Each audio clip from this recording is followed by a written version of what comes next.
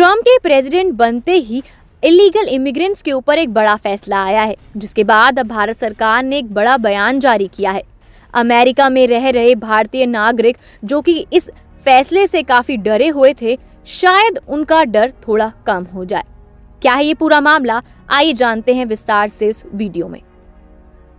भारत सरकार ने एक बार फिर अपनी नीति पर जोर दिया है कि अवैध तरीके से विदेशों में रहने वाले भारतीय नागरिकों को उनके दस्तावेजों के आधार पर वापस लाया जाएगा।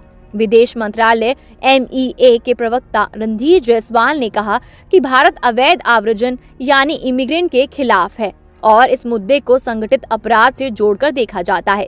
उन्होंने स्पष्ट किया कि अवैध रूप से अमेरिका और अन्य देशों में रहने वाले भारतीय नागरिकों को उनके नागरिकता दस्तावेजों के आधार पर भारत वापस भेजा जाएगा।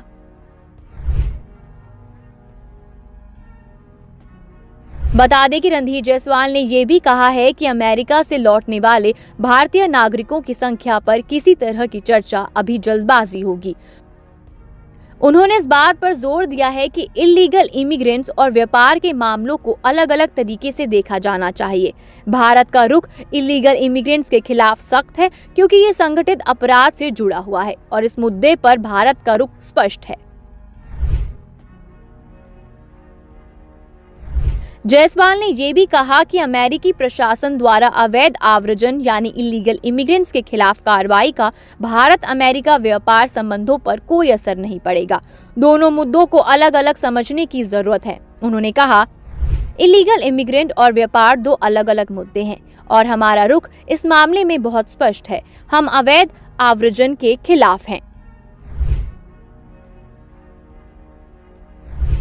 इसके अलावा जायसवाल ने आगामी विदेश सचिव विक्रम मिस्री की चीन यात्रा का जिक्र किया है।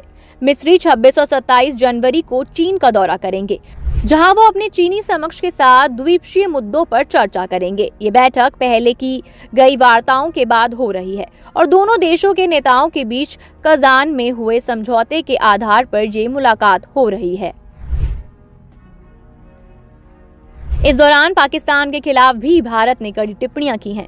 जायसवाल ने पाकिस्तान पर आतंकवाद को बढ़ावा देने का आरोप लगाते हुए कहा, दुनिया को पता है कि आतंकवाद को कौन बढ़ावा दे रहा है। भारत में जब आतंकवादी हमले होते हैं तो हम सभी जानते हैं कि इसका स्रोत कहां से है। सीमा पार आतंकवाद के उत्पत्ति का पता पूरी दुनिया को है और हम पाकिस्तान से अपील करते हैं कि वो इसे रोकने के लिए सख्त कदम उठाएं।